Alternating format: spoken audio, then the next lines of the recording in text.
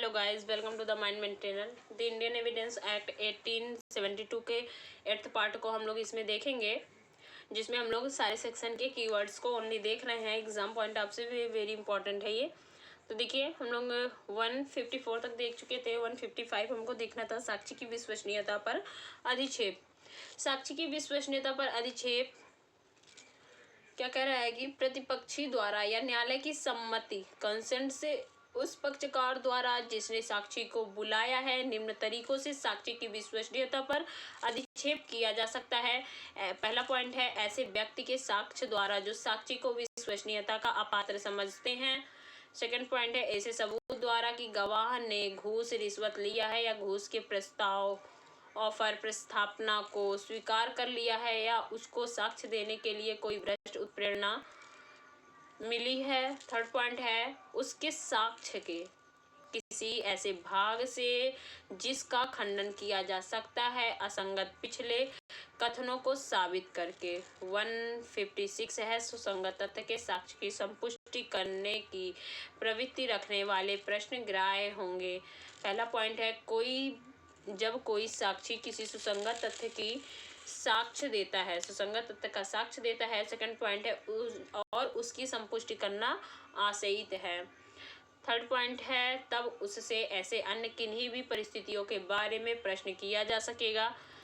Fourth point है, जिन्हें उसने उस समय या स्थान पर या समय या स्थान के निकट संप्रेषित किया जिस पर ऐसा सुसंगत तथ्य घटित हुआ। फिर है नेक्स्ट पॉइंट है, यदि न्यायालय की यह राय हो कि किसी ऐसी परिस्थितियां साक्षी के उस सुसंगत तथ्य के बारे में परिसाक्ष्य को संपुष्ट करेगी। इलिस्ट्रेशन ए है, एक सहअपराधी किसी लूट का जिसमें उसने भाग लिया था वृत्तांत देता है। वह लूट से आसक्त विभिन्न घटनाओं का वर्णन करता है जो उस स्थान की ओर जहां की लूट की गई थी जाते हुए और वहां से आते हुए मार्ग में घटित हुई थी। इन तथ्यों का स्वतंत्र साक्ष्य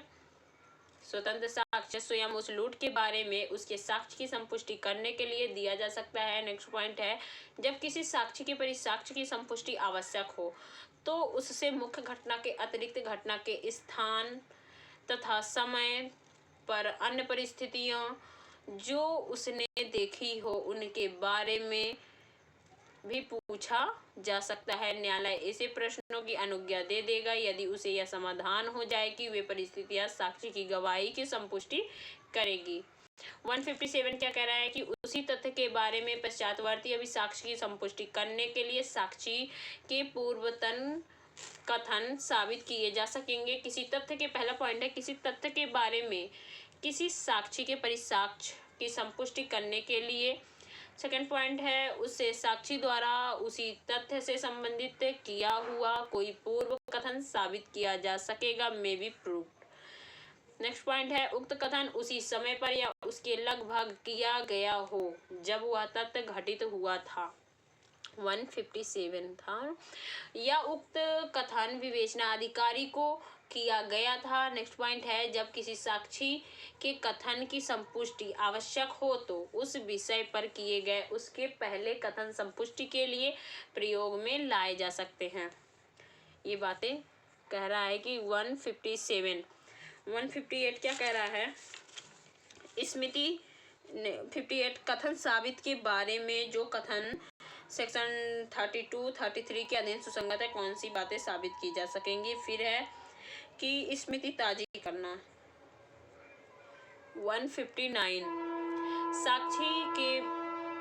साक्षी परीक्षा के अधीन अंतर्गत गवाही दे रहा है, वह ऐसे किसी लेख को देख करके अपनी स्मृति ताजा कर सकेगा जो लेख लिखित स्वयं उसने प्रश्नगत संव्यवहार के समय बनाया हो या इतने शीघ्र पश्चात बनाया हो कि न्यायालय इसे संभाव्य समझता हो कि वह संव्यवहार उस समय उसकी स्मृति में ताजा थी। बी पॉइंट देखिए, किसी साक्षी उपयुक्त प्रकार के किसी ऐसे लेख को भी देख रिफर कर सकेगा जो किसी अन्य व्यक्ति ने तैयार किया है और इस साक्षी द्वारा उपयुक्त समय के भीतर पढ़ा गया था और वह उस समय उसे सही होना जानता था। सी पॉइंट है, जब कभी कोई साक्षी अपनी स्मृति किसी दस्तावेज को देखकर ताज़ी कर सकता है, तब वहाँ उसकी प्रतिलिपि से भी स्मृति ताज़ी कर सकता है। इसके लिए न्यायालय की अनुज्ञा होना चाहिए। न्यायालय अनुज्ञा तभी देगा जब उसका समाधान हो जाए कि मूल पेश न करने के लिए पर्याप्त कारण है। फिर ये विशेषज्ञ अपनी स्मृति वृत्तिक पुस्तकों को देखकर भी ताज़ा कर सकता है। 160 क्या कह रहा है कि 159 में वर्णित दस्तावेज के में कथित तथ्यों के लिए परिसाक्ष्य कोई साक्षी धारा और 59 में वर्णित दस्तावेजों में वर्णित तथ्यों का भी परिसाक्ष्य दे सकेगा। सेकंड पॉइंट कह रहा है कि भले ही उसे स्वयं या उन तथ्यों का विनिर्दिष्ट स्मरण नहीं हो, अर्थात वह उन बातों भूल गया है, यदि उसे यकीन है कि वे तथ्य उस दस्तावेज में ठीक ठीक अभिलिखित थे। नोट है, अंतर धारा 159 में दस्तावेज देखकर स्मृति ताज़ा करके अपनी स्मृति से स्वतंत्र रूप से साक्ष्य देता है। दस्तावेज साक्ष्य नहीं होता है। धारा 60 में गवाह दस्तावेज का साक्ष्य है। फिर है देखिए 61, स्मृति ताज़ी करने के लिए प्रयुक्त लेख के बारे में प्रतिपक्षी का अधिकार। पूर्ववर्ती अंतिम दो धाराओं के उपबंधों के अधीन देखा गया कि कोई लेख पेश करना और प्रतिपक्षी को दिखाना होगा यदि वह उसकी अपेक्षा करे। ऐसा पक्षकार अर्थात प्रतिपक्षी यदि चाहे तो उस साक्षी से उस लेख के बारे में प्रतिपरीक्षा कर सकेगा। फिर है नोट देखिए, जब साक्षी किसी दस्तावेज को देखकर अपनी स्मृति ताज़ी करती है, सेक्शन 159 अथवा उसके कंटेंट्स को साबित करता है सेक्शन 160, तो उस दस्तावेज डॉक्यूमेंट को पेश करना तथा प्रतिपक्षी को दिखाना आवश्यक है। 162 क्या कह रहा है, 162 दस्तावेजों के पेश किया जाना। किसी दस्तावेज का पेश करने के लिए सम्मिलित साक्षी यदि वह उसके कब्जे में या सत्याधीन हो उसे न्यायालय में लाएगा। Shall bring it to court. Next point है, भले ही उसे पेश करने या उसकी ग्राह्यता के बारे में कोई आक्षेप हो। थर्ड पॉइंट है, ऐसे किसी आक्षेप की विधिमान्यता न्यायालय द्वारा भी निश्चित की जाएगी। न्यायालय यदि ठीक समझे तो उस दस्तावेज का निरीक्षण कर सकेगा। यदि वह राज्य की बातों से संबंधित न हो या न्यायालय स्वयं को उस दस्तावेज की ग्राह्यता अवधारित करने के योग्य बनाने के लिए अन्य साक्ष्य लेगा, विशेष रूप से राज्य की बातों से संबंधित दस्तावेज के मामले में। 163 क्या कह रहा है कि मंगाई गई और सूचना पर पेश की गई दस्तावेजों का साक्ष्य के रूप में दिया जाना। जब कोई पक्षकार दूसरे विरोधी पक्षकार को नोटिस सूचना देकर किसी दस्तावेज को मांगता है और ऐसी दस्तावेज पेश की जाती है और उस पक्षकार द्वारा जिसने पेश करने की मांग की थी निरीक्षित हो जाती है, तब यदि उसे पेश करने वाला पक्षकार उससे ऐसा करने की अपेक्षा करता है तो वह उसे साक्ष्य के रूप में देने के लिए आबद्ध होगा। सेक्शन 164 क्या कह रहा है कि जब कोई पक्षकार ऐसे किसी दस्तावेज को पेश करने से इनकार कर देता है कि सूचना पाने पर जिस दस्तावेज को पेश करने से इनकार कर दिया गया है उसको साक्ष्य के रूप में उपयोग में लाना। कि एक पक्षकार दूसरे पक्षकार को न्यायालय के दस्तावेज को पेश करने को कहा है और इनकार कर देता है, तो फिर अगर वो चाहता है कि उस पक्षकार की पेश कर दे तो बिना कोर्ट की अनुमति से वो मूल दस्तावेज को पेश नहीं कर सकता है। यही कह रहा है कि जब कोई पक्षकार किसी ऐसे दस्तावेज को पेश करने से इनकार कर देता है, दूसरा पॉइंट देखिए, जिसे पेश करने की उसे सूचना नोटिस मिल चुकी है, तब वह तत्पश्चात उस दस्तावेज को साक्ष्य के रूप में उपयोग में नहीं ला सकेगा सिवाय दूसरे पक्षकार की सम्मति या न्यायालय के आदेश के। यानी कि दूसरा पक्षकार की सम्मति और न्यायालय के आदेश होंगे तभी फिर वो ला सकेगा। 165 है न्यायाधीश क्या कह रहा है कि यानी न्यायालय की क्या शक्ति, प्रश्न करने या पेश करने के आदेश की न्यायालय की क्या शक्तियां होंगी। सुसंगत तथ्यों का पता चलने के लिए या उनका सबूत अभिप्राप्त करने के लिए किसी भी रूप में किसी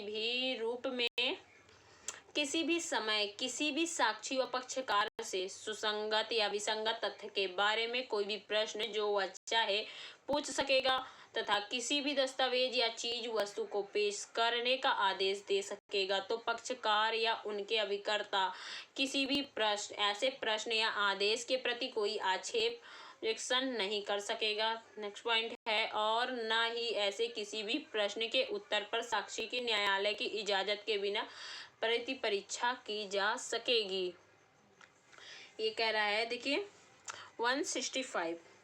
166 क्या कह रहा है, जूरी या असेसरों की प्रश्न करने की शक्ति कह रहा है कि पावर ऑफ जूरी और असेसर टू पुट क्वेश्चंस कि in case start by a jury or with assessor, the jury or assessor may put any question to the witness thought by or by leave of the judge, which of the judge himself might put and which he considered proper। अब देखिए chapter 11 है साक्ष्य के अनुचित ग्रहण और अग्रहण के विषय में क्या कह रहा है। 167 साक्ष्य के अनुचित ग्रहण या अग्रहण के लिए नवीन विचारण नहीं होगा।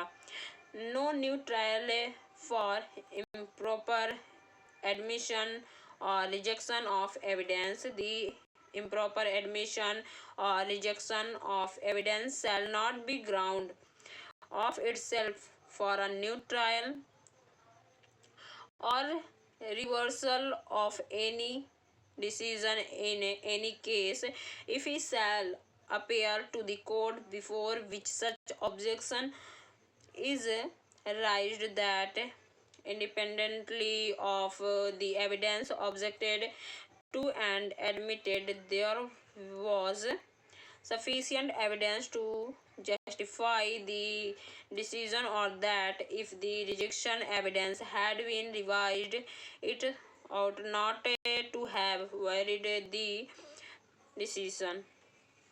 और बाकी अनुसूची इसमें निश्चित है। तो आई होप गाइस आपको सारे कॉन्सेप्ट क्लियर हो गए हैं। सारे सेक्शन को ओनली कीवर्ड में आपको बताया गया है कि एक एक पॉइंट आप इसको जितनी भी जो ये 8th पार्ट में एविडेंस एक्ट का जो बना है वीडियो, आप इसकी स्क्रीनशॉट रख लीजिए। इसको आप कभी भी देख सकते हैं, या आप एग्ज़ाम देने भी जा रहे हैं तो आप इसको ईयरफोन हेडफोन यूज़ करके आप एकदम शॉर्ट में ओनली 80 मिनट्स में आपके ये कंप्लीट हो गए हैं। 80 मिनट से, हाँ इतने 1.5 घंटे में आपका ये पूरा एविडेंस रिवाइज हो जाएगा। जितने भी हैं ऊपर से सारे एग्जाम वाले दिन भी आप इसको 1 घंटे में रिवाइज कर सकते हैं। Thank you guys.